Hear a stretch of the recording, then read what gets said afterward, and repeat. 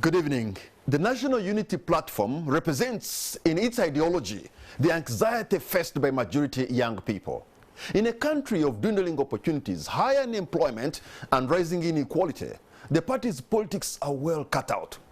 After garnering over 35% of the vote in the last election, and mostly from urban areas where youth anxiety is highest, the party's leader, Robert Kyagulanyi, has sought to chart out a path for it as a party responsive to young people's plight.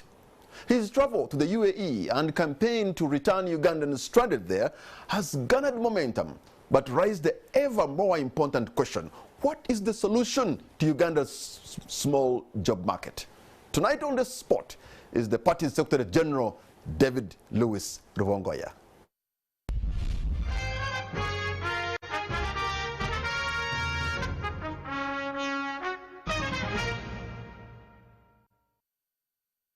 NUP Secretary General David Louis Rubongoya, thank you so much, sir, for having honored our invitation. A warm welcome to you. Thank you very much, and a very good evening to the viewers. We tried to do a digital promo about you coming to this show, and I've been getting a lot of comments and views and people trying to listen. Getting ready to hear from you. I must tell you tonight, Uganda is watching and they want to hear from you. Yeah. And let me begin like this. You started with a lot of gusto as NUP, a lot of momentum, a lot of zeal. Many people are inspired. But when we look at 2022 now in October, it appears the momentum is low, you're slow, and what is happening? Well, maybe, I don't know, like you said, it appears. I don't know, it appears to who. I think we're doing what we're supposed to do, and what we're here to discuss tonight shows that actually we continue to do that which we promised to Ugandans. We continue to advance the cause for the plight of the people of Uganda. We continue to be a voice for the millions of young people in this country who do not feel represented. Definitely there have been many challenges, which you know very well. Every activity we've tried to do in the past 2-3 years has ended up in young people being abducted, others being killed, others in prison right now. Chitalia, we still have over 100 people in different detention places in this country. So you would expect these challenges to have some effect on the general... So the abduction and the arrest and the jailing, is that dampening the mood in NUP party? It's a challenge, and we must admit it, because, all these millions of young people who came out to express solidarity with NUP, with people power, thought they were participating in politics. But it turned out that General Museveni and his regime viewed it as a military operation. And so it has an effect on the population where people come out to protest, and then everyone, they are taken away, they are killed, and that kind of thing. It has an effect. But, like we always say, there is always a calm before the storm. This silence should not be taken as a victory on behalf of our oppressors. So you've just talked about almost 100 young people in Kitalia and other prisons, I suppose. And you are the Secretary General of the National Unity Platform, and Ugandans are watching. Parents of these young people are listening and watching you right now. What would you tell them? I would tell them to continue struggling, because we want to live in a country where it is okay for me to come and criticize the regime and go back and sleep peacefully, not thinking about a drone coming to pick me up. I want to be able to go on Twitter, on Facebook, and criticize General Museveni and his decadent regime, and not be afraid of reprisals. So the parents out there who are watching us, and indeed the young people and everyone who's watching us, it is very, very important to know that this is a struggle for liberation. You're telling them to struggle, yes. They are struggling, they have sacrificed, they are in jail, they are being beaten, like you're saying. But you are living in an air-conditioned room and driving 4x4 and having a life in Kampala. That is not true. Well, as you know, I myself have been arrested at some point. And not only me, many others, all these leaders. The other day we were at our secretariat at NUP, and you could see that every young person there has at one point been arrested, at one point been abducted, at one point been tortured. So it's not true everyone is a victim in this kind of situation. But Mandela told us that there's no easy walk to freedom. So we are guided by that. For us who are involved in this business, you know that you will either face imprisonment, torture, or death. And these things will happen to all of us, have happened to many of us, but you need to understand that this is a struggle for liberation. You'll either be in prison, you'll be tortured, because this is what we are involved in. David Rubongoya, do you have any confidence in the judicial system of Uganda? I do not have confidence in the judicial system, but I have confidence in some sane judicial officers. Because whereas the system is corrupted, there are a few judicial officers who actually still stand by their values. So where is the hope of these young people now in jail, according to you? I want to mention, first of all, that at the time when we started, I mean, from elections, we had over maybe 5,000 people in detention across the country. Now we're talking about 200, 300 people who are still in detention. So there has been a lot of progress. We've gotten bail for many of them. Others have been dumped somewhere. Those who had been abducted and held in unknown places have been dumped in swamps and other places. So clearly, the judicial system of Uganda is working. But like I said, some have been dumped in swamps by the same people who got these people. But also, you need to understand that many of our people were actually held in military courts. So that's not even a judicial system, because it's a system which operates on orders from above. Now, if you're involved in a military trial, it is up to the command of the military to say, now let's release this group of people, and then the following day we'll release another group, that kind of thing. So every 6 months they will release a few, and then wait for maybe 6 months, release a few. That's what has been going on. But you know, I started by saying that I saw the momentum, I saw the gusto, I saw the zeal, I saw the inspiration that Robert Kyagulanyi had given to the young people. But really, I know you can say that was election time, but when you look at 2022 in October, quite frankly, David, the mood is down. Yeah, but it's expected, like I said.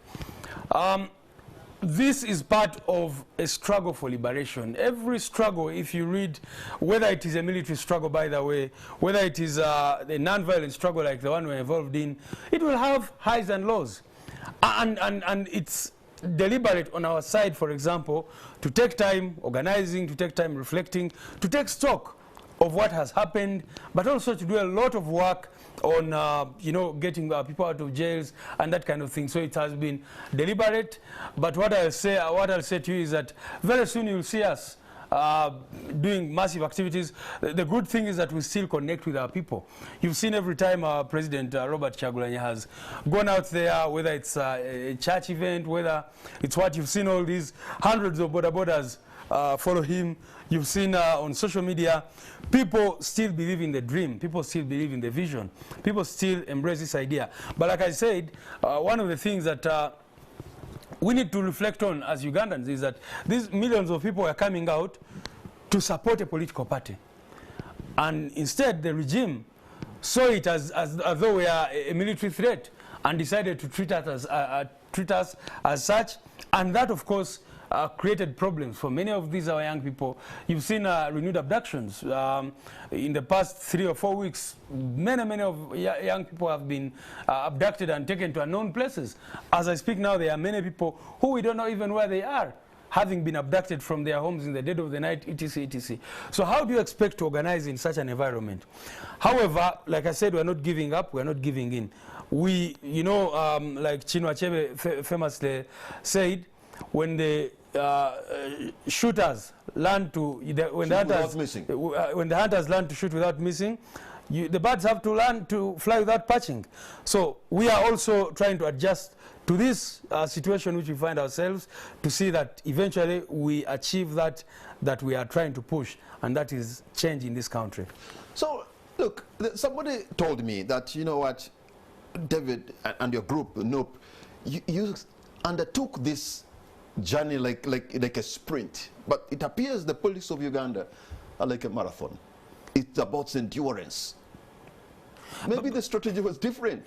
That's what it is. That's what it is everywhere. Like I said, there's no easy walk to freedom. That's what Mandela said. You sprinted when it should have been a marathon. No, you see, like I said, in every struggle there are different moods and there are different stages. If you read even these rebels who came and took over our country and have caused immense suffering to our people. If you read their books, there are times when actually their military campaign was going very smoothly, and there are times when many of them thought of giving up. You know, so that happens in every struggle. If you read, whether it is a struggle against apartheid, whether it's a struggle everywhere in the world, there are always those phases. You know, even if you are on a military campaign, for example, there's a time when you can decide to say, let's withdraw, take time, take stock, reflect, re-energize the troops, and continue on the march. So that's what we're, like I said, part of what we've been doing is that reorganization, taking stock of what happened, and also trying to rescue people. If you are on a campaign and you have so many wounded people, you need to, you know, reflect, treat them, re-energize them, and ensure that they are. So as we talk right now, there's a lot of bitterness in Uganda, and there's a lot of anger, but also we have a jobless generation. And some of these young people who are jobless really are people who are your supporters. What would you tell them? In the meantime, what can they do, you know, so that they can better their lives? As long as we still have a regime which does not care about the people, but cares about longevity, cares about how it keeps itself in power against the will of the people, their plight will not change. So what my message to the young people out there is that as you hustle, as you try to do this and that, let's continue focusing on changing the politics of Uganda. The governance question, it's about the priorities. Wouldn't you also maybe advise them to take advantage of the policies? Now there's parish development model and all this kind of stuff, so that they can take advantage of those government programs that are around, so that they can, you know, have a livelihood. But which program has succeeded? You know, we can start with Ntandikwa, we go to the Youth Livelihood Project they were talking about the other day, you talk about NADS, you talk about Operation Wealth Creation, now you talk about everything that they have come up with has been riddled with corruption. You've seen already how much amounts of money are missing already as we speak under this PDM they are talking about. The other day I saw one of the newspapers publishing a list of districts where billions of Uganda shillings has already been lost through corruption under PDM. So what would we be encouraging these young people to go to? And secondly, these programs unfortunately are looked at by the regime as patronage schemes. That is why you've seen the parish chiefs, for example, complaining that the program has been hijacked by NRM operatives. You know, so it's not a national program in essence. General Museveni looks at it as a way of luring these people, putting, you know, as, basically as a political tool in his favor. But so you cannot encourage our people, our young people who are oppressed, who are really, really very poor, to go into these things, because they will definitely not benefit from it. I know, for example, the Honorable Robert Kyagulanyi a couple of weeks back, maybe a week ago, was in the United Arab Emirates trying to rescue Ugandans who are stranded there. What do you know about the Ugandan who are stranded there, and what do you want to do? Patrick, there are so many Ugandans who are stuck in the United Arab Emirates and indeed many other countries. These people went to these countries looking for jobs. Unfortunately, many of them ended up in very, very abusive working conditions, dehumanizing working conditions, and so that's how they ended up in this kind of crisis. So they had to run away. The other day we received some of these people. We have so far received 41 that we've been able to repatriate, and we are processing repatriation of many others. How do you deal with repatriation?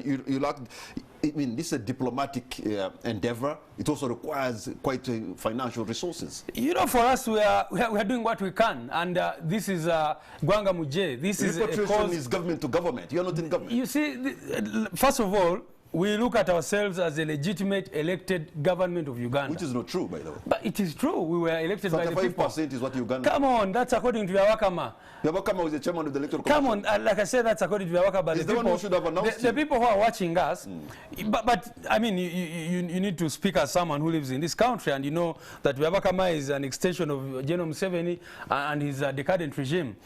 What I'm saying is... Yes, you went to him to be able to be the chairman of the electoral commission. And we went to him for certain objectives. But you saw what kind of... Yes. The point I'm making is... I know you could have gotten more than 35%.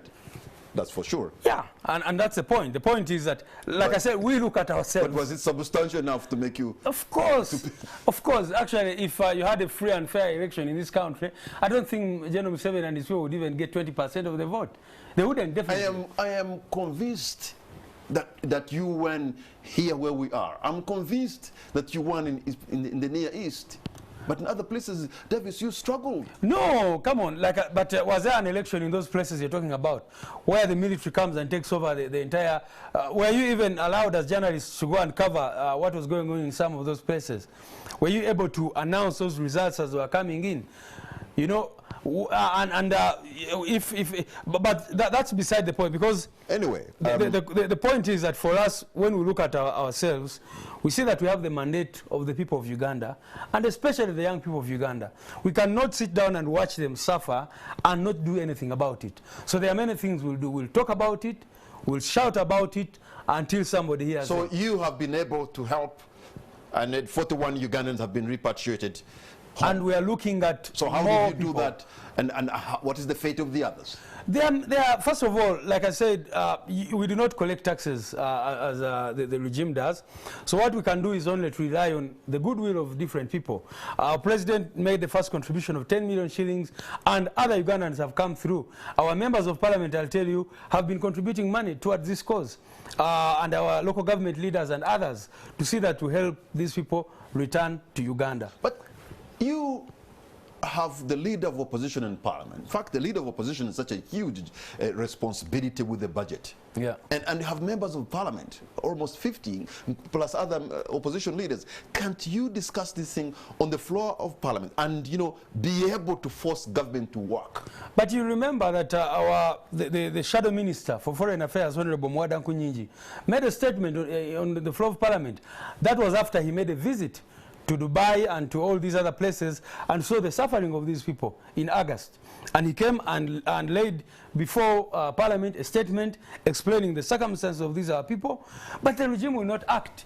I mean, when has it acted about matters concerning Ugandans? It has not done that before, and don't expect them to act now. To act now.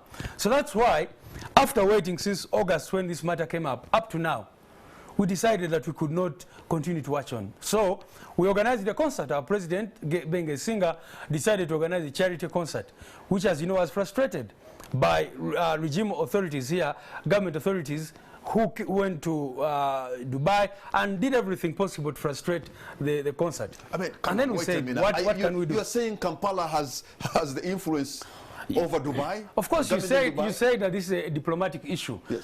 That is why when our president reached Dubai, at the airport, he was held for about 8 hours. And you know what they were asking him? You're a leader of NUP, what does NUP do? Who are your coordinators here? What are your plans? So why would immigration officials, or why would you be asked about NUP at the airport? So this is just politics. These people had been told that this man is a rabble-rouser, is going to come here and lead protests and that kind of thing. So that's why these people got scared. But after making different inquiries... I think you are giving too much credit to the NRM government, that here in Kampala, they have the capacity to influence matters in Dubai, do they? Well, they do. I mean, it's, you know, unfortunately, the way the world operates, if someone goes and claims, and of course falsely, that someone is coming to your country... There should be smart people running government if they can make the United Arab Emirates. They're actually not smart. You are saying that, they are cowards. That Kampala was able to influence they are cowards. UAE. They are not smart, they are cowards. I find that even very hard to, to comprehend. You know, you must have seen a video which has been making rounds where the embassy officials actually went to these detention centers the other day and these young people chased them away. Because this is what they've been doing to frustrate them. And, you know, trying to make a case to the authorities that these people are violent, these people are what. But these are Ugandans, young Ugandans especially, who are stuck, who went to these countries to look for a future. And so that's what we should be focusing on, their plight and how to assist them. So you have managed, through you and other people, to get 41 Ugandans back home. I mean, so that's a winning formula.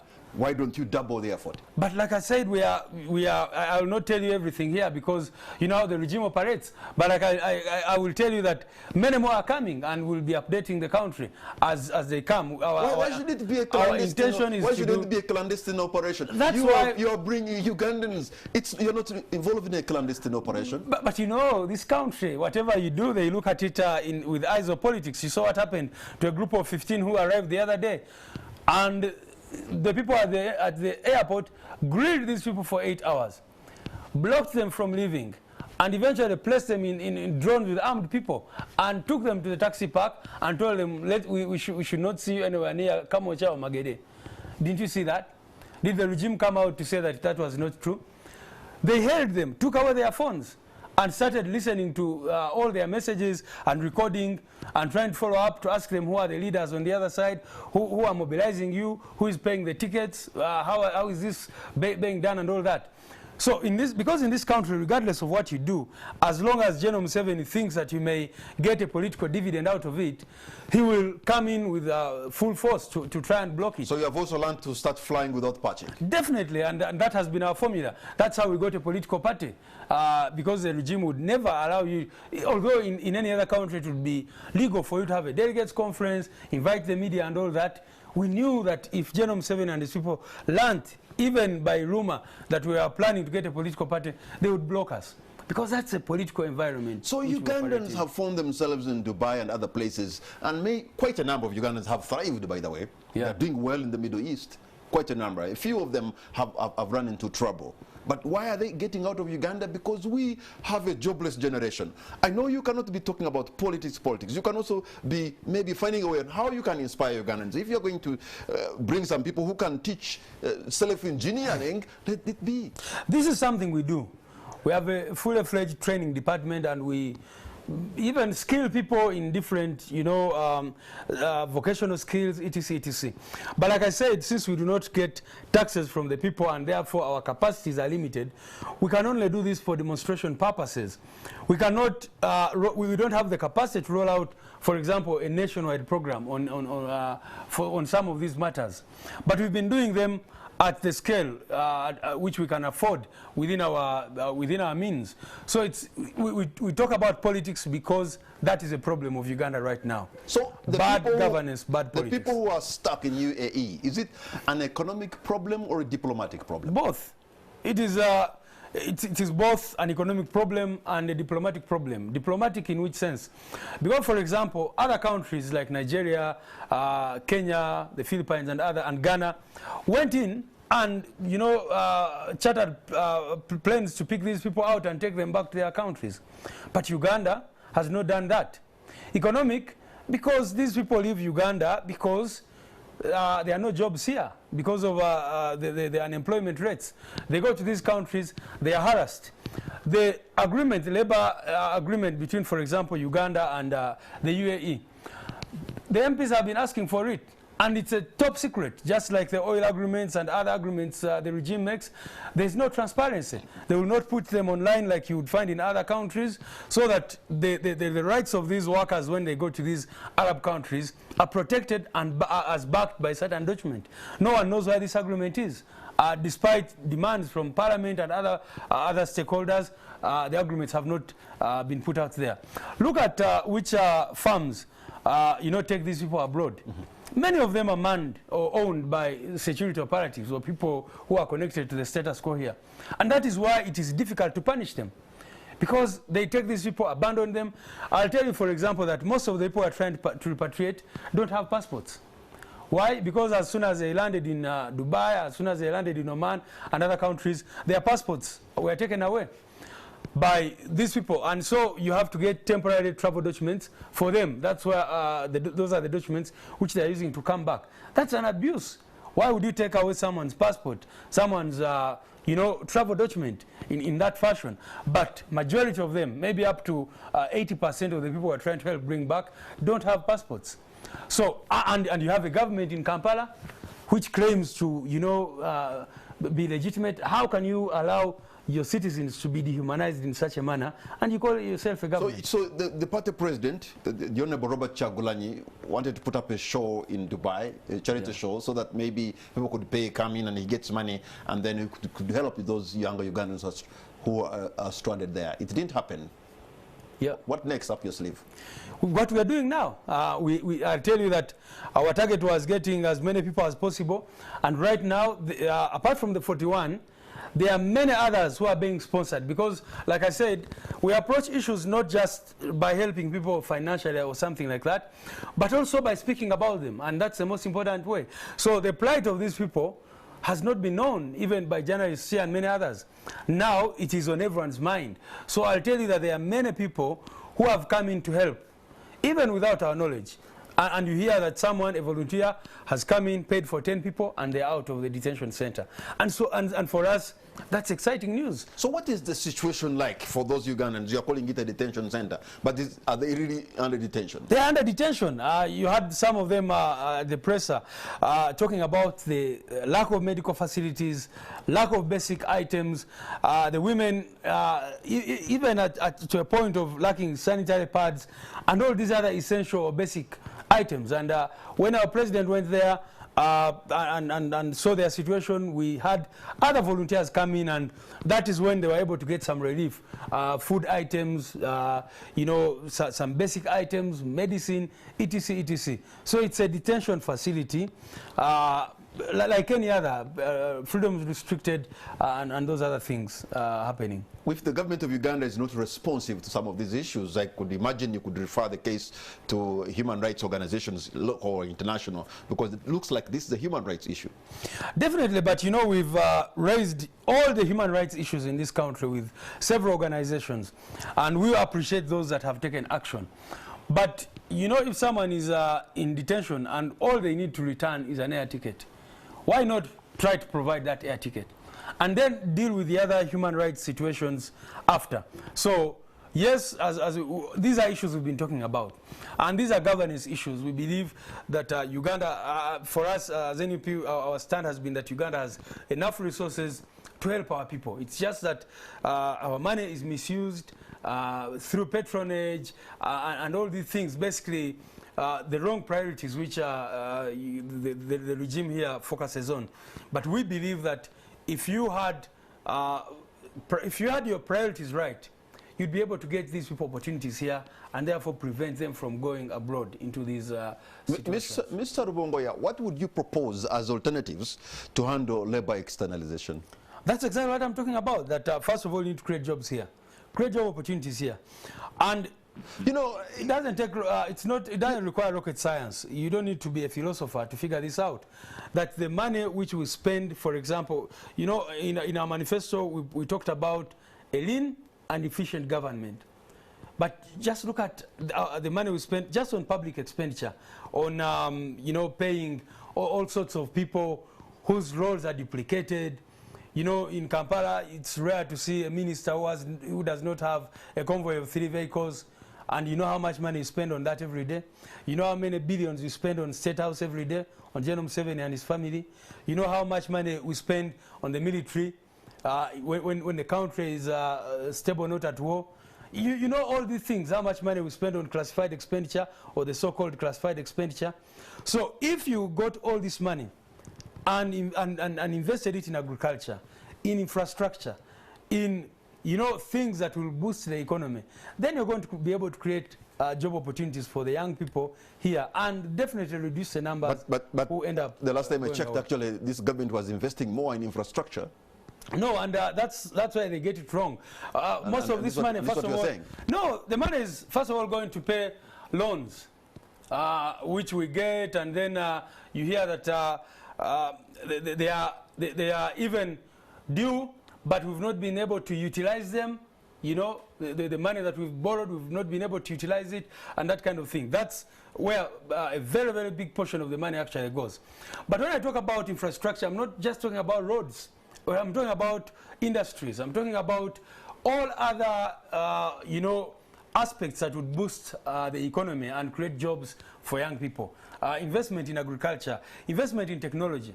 You know, in other countries, you see how the investment in technology is able to create opportunities, so many opportunities for young people. People don't need to be in these formal employment opportunities that the traditional employment opportunities that we know about. Now, as the generation changes, there are many other ingenious ways of being able to boost the economy through technology and other aspects. NUP Secretary General David Lewis Rubongoya, hold on to your points, sir, because we're going to take a break, and on the spot we'll be right back.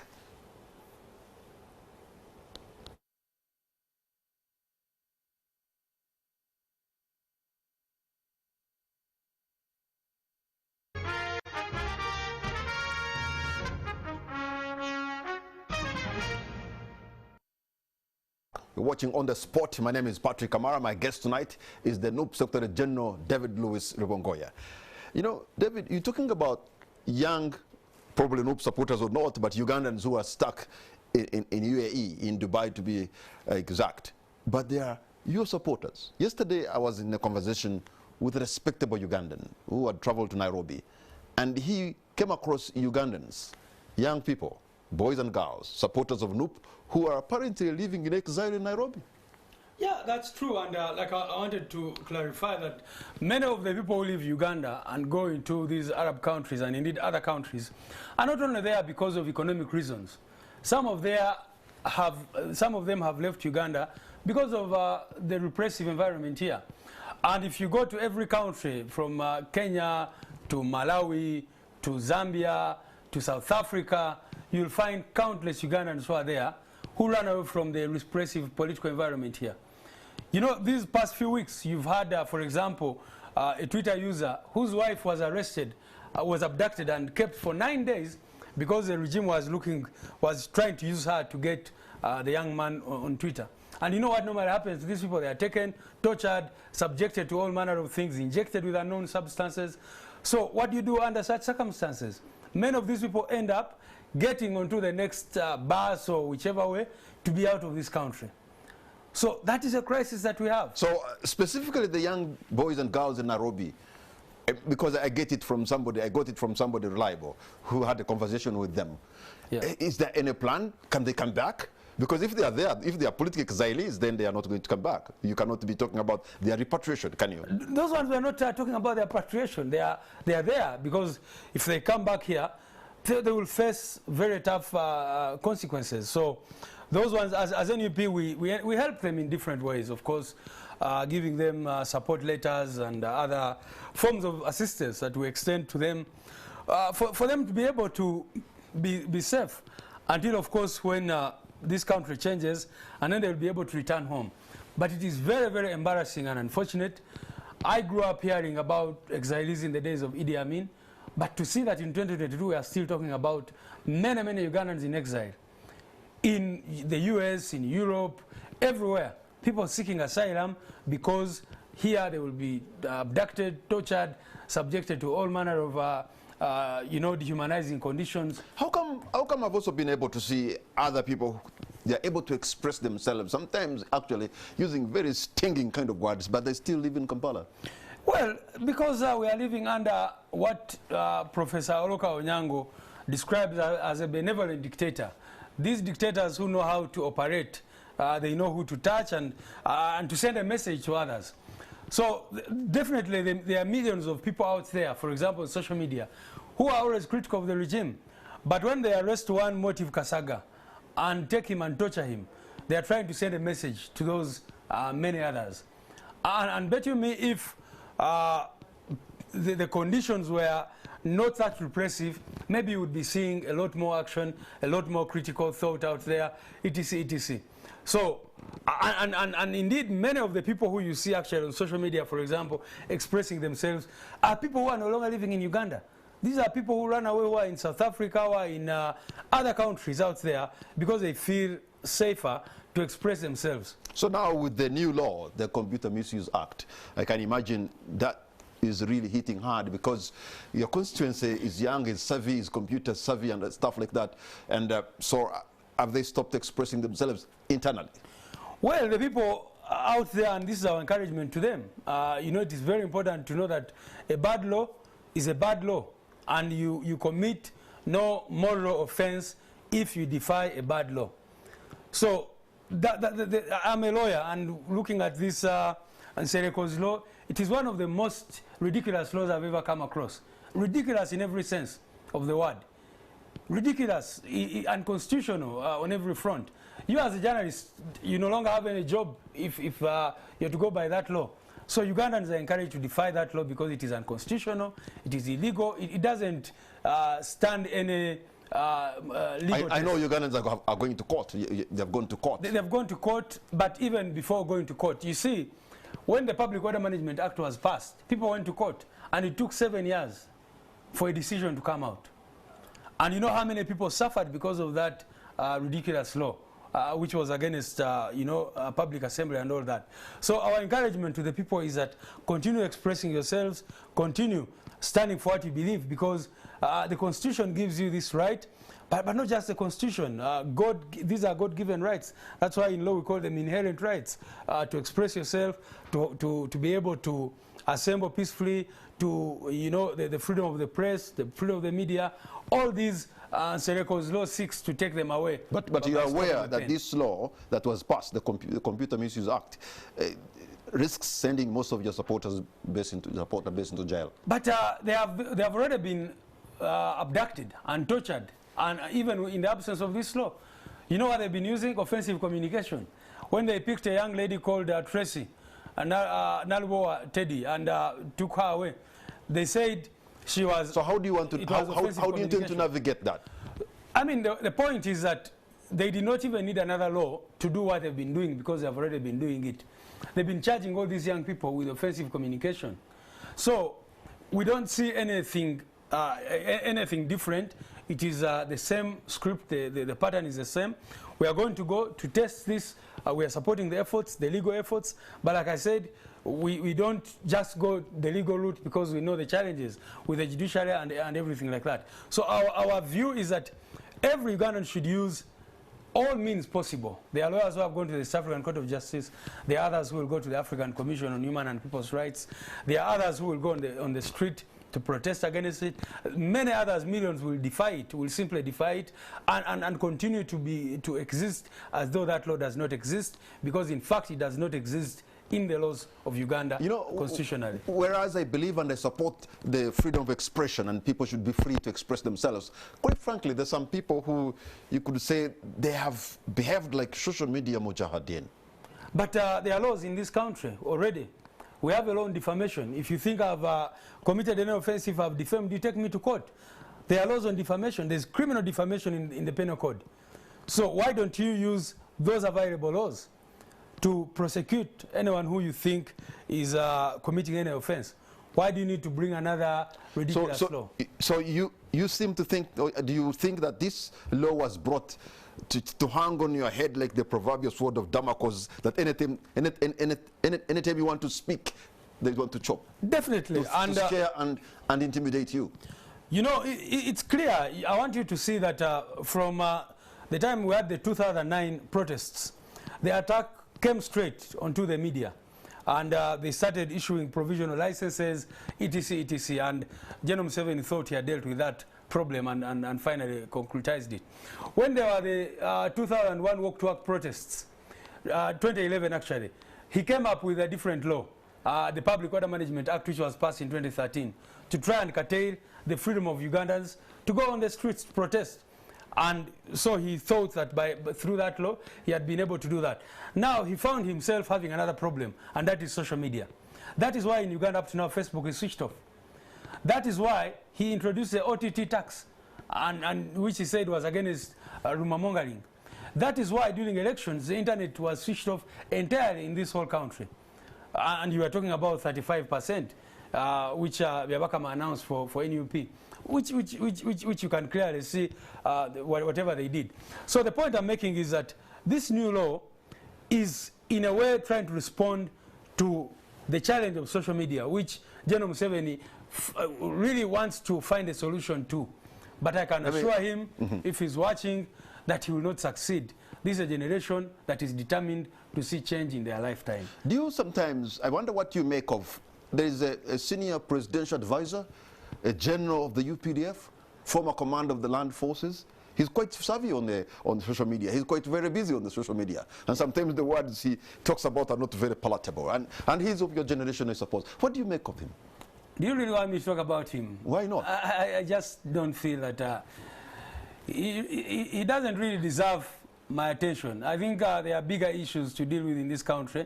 Even when he says after his father's reign, he will be happy to beat your hands down. And you still don't want to talk about it. I will tell you that Patrick Kamara, if you run for office with that gentleman, you'll beat him. Of course I will. By far. You definitely will beat him. I think any serious Ugandan who takes that gentleman serious is not serious. A person who claims to be serious, you cannot take a very unserious person serious.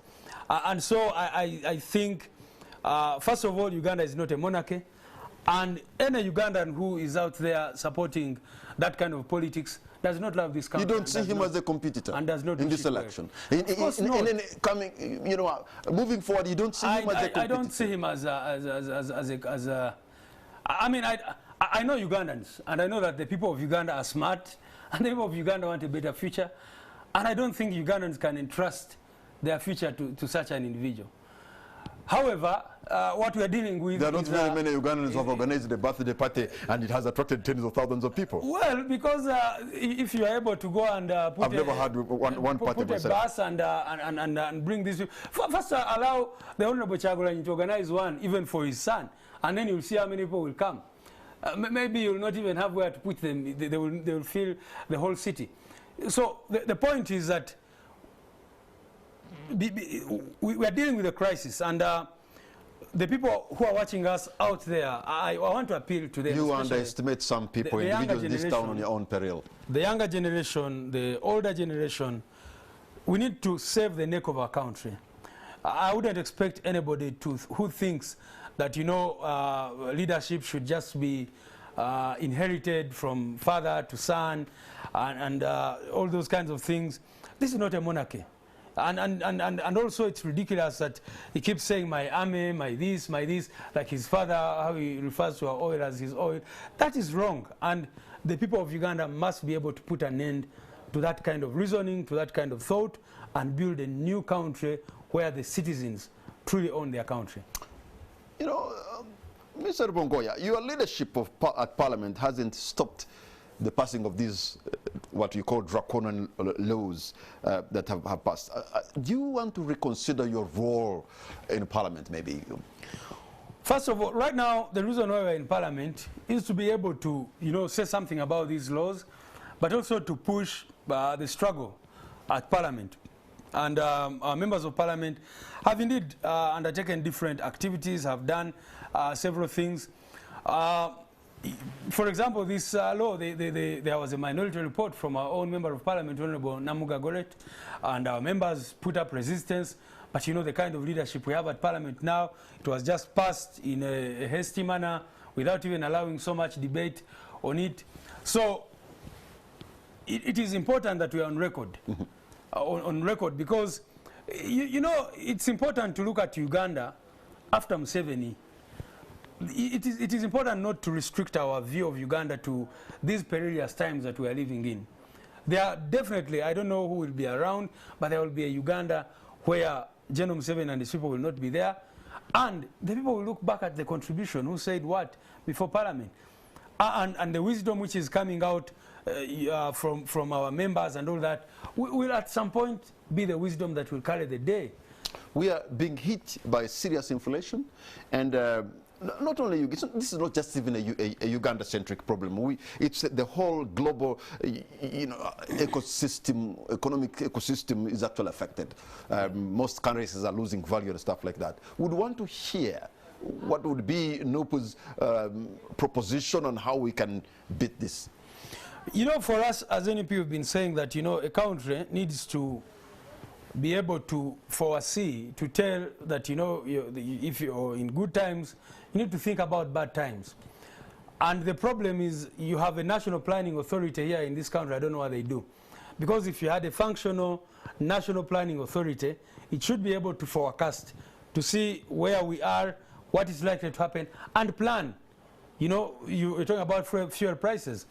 we talked about the fact that Uganda does not have the ability to even if we reach a point and we cannot have any fuel coming in, we don't even have enough fuel to sustain. We don't have enough fuel in reserve to sustain us for a month, for 2 months. So you can imagine what kind of country we live in. So you need to plan. So while the other countries are in this shock and all that, you see different governments coming up with ways of being able to, cushion the public, but the population. The countries in the region, if you look at them, they seem to have been hit harder than ourselves. No, actually, not true. Definitely, Kenya is doing much better than us, for example. And I'll tell you that at one point... They tried to put subsidies and they burnt their fingers. It depends how you say it. But, so they had to follow what Uganda is doing. No, first of all, I believe that subsidies work in our context. But the question is how you apply them. And like I said, there are many other things you need to do to prepare the nation for a cold day, for a bad day. Unfortunately, the regime does not plan for that. They've not thought about that. We've proposed several things, you remember, about the fuel and commodity prices generally. Some of the things which we thought should happen, reducing taxes on some of these commodities that are coming in, removing some fees, clearance fees and all that kind of thing, so that the common people out there can be able to afford soap. People can be able to afford fuel. They can be able to afford whatever other means of life, basically. So there are different things we think should be done to help the people. You have a country where you don't even have a governor of the Bank of Uganda for all this time. And then you're talking about inflation. You don't even know who is directing the monetary policy of the country in such a time.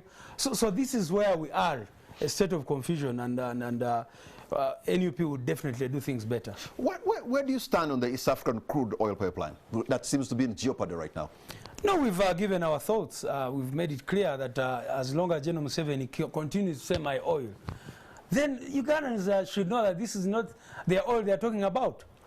But I also want you to look at the major projects that the regime has undertaken. So the Tajak Gassima campaign is your campaign? We support it because when the European Union raised issues, serious human rights issues about ECOP, we supported it. You do not want Uganda to extract oil from Hoima the pipeline to No, we do not want that pipeline to continue. As NUP, we do not want thieves in charge of our oil. We want the people of Uganda to be in charge of their oil. That is the clear thing. For now, you're siding with the European Union members of Parliament. Definitely, because the issues they raise are legitimate. The first point they say is that this, the oil pipeline in its current form is not meant to benefit the citizens of Uganda, the people of Uganda, in its current form. And we agree with that. Secondly, the human rights issues they raise, where you're evicting masses of people, hundreds of thousands of people without compensating them. The environmental issues that they raise, you know, you need to have a clear environmental impact assessment. But the NEMA has given it a green light. But the human rights organizations, local and indigenous here, have given it a green light. But that's what I'm saying. It appears the other members of the opposition in this in Uganda actually giving it a green light. No, they have not. FDC came out and made their point very clear about ECOP, and actually they support our position and ourselves. And so... That is tantamount to economic sabotage. No, come on. We are saying that one of the points I was trying to make was that I want you to look at all the major projects that have been undertaken by this regime. But you cannot you cannot be siding with some people in a parliament in Europe to sabotage your own country. No, but sabotage what? And that's what I'm saying. What are Ugandans benefiting from these other projects that have been undertaken? Tell me one major project that has not been riddled with corruption, with siphoning of public funds, etc. What happened to the standard gauge railway? What happened to Rubongoya, where the citizens of this country injected billions and continue to do so? You've been seeing Bamutulaki before the Kosase. What is happening to the Uganda Airlines? So what are you talking about? You've seen what happened to the express highway and how much money the citizens of this country had to spend on making that road, on establishing that express highway, making it the most expensive road in the world. So what do citizens of Uganda, if you see the cause of the people of Bunyoro, what they have been talking about, saying that we need at least 15% of the dividends that come out of this oil. And we support that. We say if you're a host community, we don't want people of Karamoja to have gold and all these minerals and die of hunger. We believe that if you have gold under your soil, yes, this is a national asset, but some profit. But have you been to that place where they're supposed to build a refinery in Kabale and the airport? You know, because I've been there, and it appears majority of the people really were compensated, including building new houses for them in a place called the Chakaboga. But there are reports. There have been reports done by several local NGOs, and that is why many of them were arrested and actually abducted. I don't want to even say arrested. NGOs, that's why NGOs were closed. You remember when 54 NGOs were closed, including those which were working in the oil sector? Why do you think that was going on? So you'd rather this project stops. That is in your interest. That's what we have said. That, for example, the European Parliament proposed a one-year moratorium to be able to sort out some issues. But if those issues are not sorted... You know, in Europe, they are drilling right now in the most ecologically sensitive areas in the Arctic. See, I would want you to look at... They are using coal. In fact, the international countries are Africa is contributing 3% to the global emissions. They are destroying the environment, but they want to lecture us. Now, I want to tell you that, first of all, two wrongs do not make a right. But beyond that... But are you aware? Beyond that, are you aware that the countries that are trying to, you know, lectures are actually destroying the environment more? One thing I know is that... And as we speak right now, they are burning coal and drilling in the Arctic. One thing I know is that they are taking measures. They are taking measures, but also, you know, these issues are interrelated. If you're talking about the effect on the environment, the question is, what other infrastructure is in place to mitigate the effects of, you know, the effects on the environment, etc., etc. And you cannot compare the preparation, for example, in Europe with what you have here in this country. But like I was trying to explain to you, Patrick, have you looked at... They have contributed 97% of the global emissions are contributed by the Northern Hemisphere. What you are trying to tell We're contributing 3%. What you are trying to tell to Ugandans... And they have reached where they have reached because they have been able to utilize their resources. Exactly, that's the point. Utilize their resources. The question is, who is going to benefit from this oil? Have you looked at the oil agreements, the production sharing agreements, for example, related to the oil in Uganda? They have not been given to you. There's no transparency. Hold on. And so the point I'm making is, or the point that Ugandans out there need to know is, whose oil is it? And that's a key question that should be on the mind of Ugandans. When you say that the oil in those countries has been able to, the production of oil, the extraction of their resources, oil and gas, has been able to help boost their economies, the question you need to ask for Uganda is, whose oil is it? Who is likely to benefit from it? Who is getting jobs in those in the oil sector? Where is the transparency? So, Tajak Gassama is your campaign. We're going to take a break. When we come back, I'm going to open the lines, and I'm sure our social media platforms are open. Our WhatsApp number is open. I'll be reading the comments or questions that you have on our Magic War so that Davis Louis Rubongoya can respond to your questions on your comments. Just in case, if you are not in agreement with Davis or maybe me, which is normal, and that's the nature of debate, disagree with respect. We'll be right back.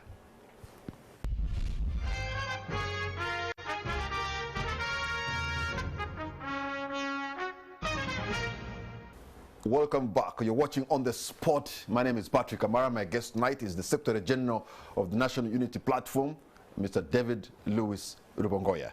But by the way, we've talked so many things, and I forgot to ask about, I think, an important issue. And the important issue is the party prepared for the next general election? Well, you know, you need to talk about elections in the true sense of the word in this country. Yes. And like I said, I wish we were in a country where you can prepare for the next election. But here we are. You don't even know whether you'll have an election. So for us as NUP, our focus is not on the next election. Mm-hmm. We take every day as it comes and try to advance the cause for liberation. That's what we do every day, because we believe that General Museveni and his people need to be out of the seat of the people of Uganda as soon as possible. So we don't need every day. You know, we've been talking about these girls who are going to, and boys, of course, men and women who are going to these Arab countries. I want you to go to the airport and see how many leave on a daily basis. So that is our preoccupation. That's what we should be talking about.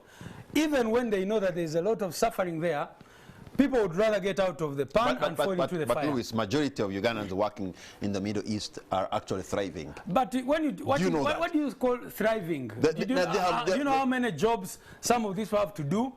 You know, to do this job 8 to this time, and then you go to another. Yeah, some people are suffering, but majority have earned something. And so, because you're not in a detention center, does not necessarily mean that you're happy and you're okay.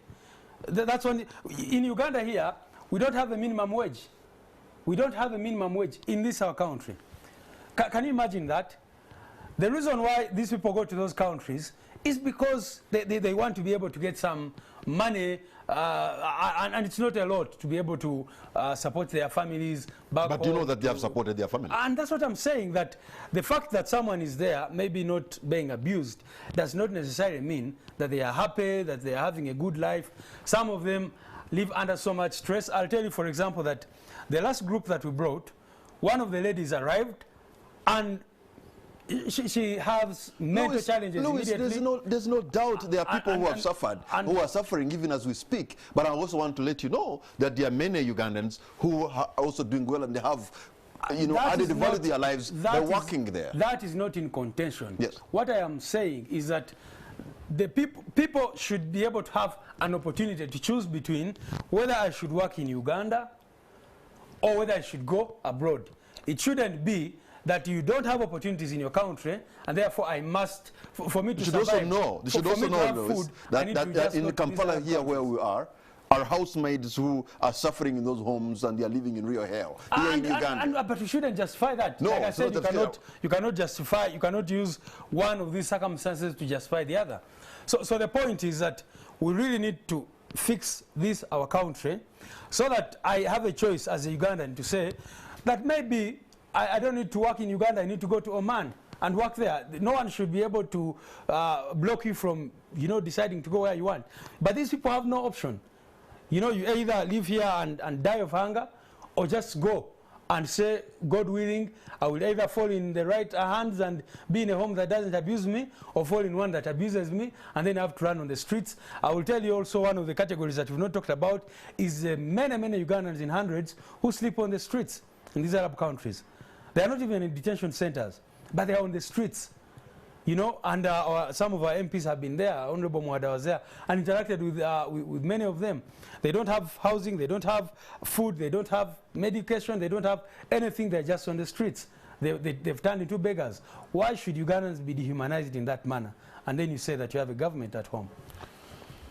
A government, as we try to conclude our discussion, let me just pick maybe one or two callers so that they get to know what they have to say. It appears we have an issue with our WhatsApp line tonight, and I have a call online. Hello. Hello. I have a caller online. Hello. All right. As our technical guys are trying to sort that technical hitch, why did you opt out from the EALA race? But you saw what EALA turned out to be, and I believe we were justified. You see, when you talk about things from an angle, it is very unfortunate sometimes that NUP is just a young party by all standards in terms of how much time it has spent on the scene. But we're able to see issues that some people don't see, and you just keep asking yourself, why can these people see these things? Because we interrogated this issue and realized that EALA, like all other institutions in this country, has been hijacked by General Museveni and uses it for patronage. I will tell you, for example, that right after elections, I got a number of calls from these NRM people encouraging me to run for EALA, and so that they support you. They say, if you run for EALA, we will support you. And I said, under what terms? Because I am in this for the long haul. I'm here to oppose. Okay, let me try to get, if I can get another call online. Hello. I have a call online. Hello. Okay. I think we have an issue with our lines. We have an issue with our Hello? Yeah, I have a caller. Hello?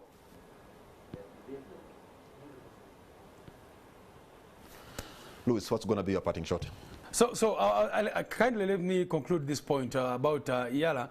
So we told these people that General Museveni will take all the 9 slots. There are 9 slots, and he did took them. Because he saw, he decided. He took them. He took them. He said, these 6 NRM, then we are going to support these parties, the DP and whatever, and then the independent, they're the ones who decide. And we opposed that, and we said we are not going to participate in an exercise which is just meant to legitimize an unlawful, unconstitutional, illegal exercise, and that is why we are challenging it, because it is viewed in terms of patronage like they view all these other things. Your parting shot? My parting shots are to appreciate all Ugandans who continue to fight for democracy, human rights, and good governance. In a few months, we are going to be commemorating 2 years after there was a massacre on the streets of Kampala. We continue to sympathize with everybody who has had to go through all these challenges because of trying to fight for a better country. But we encourage everyone not to give up, not to give in, because we believe that the future is bright for this our country. David Lewis Rubongoya, Secretary General of the National Unity Platform, thank you so much for having given us your time and adding value to our talk show this evening. And I know you've been trying to reach us, but because of some hitches, we got technical, we are unable to hear phone calls, but also we can never to read your comments. But maybe we shall next time do that. I know sometimes we exchanged words that here are hard, are bitter. I think it's not because that we are bad people, but I think because we love our country more. And I know this country, there's a lot to serve everybody's need, but maybe there's not enough to serve everybody's greed. Good night, and God bless Uganda.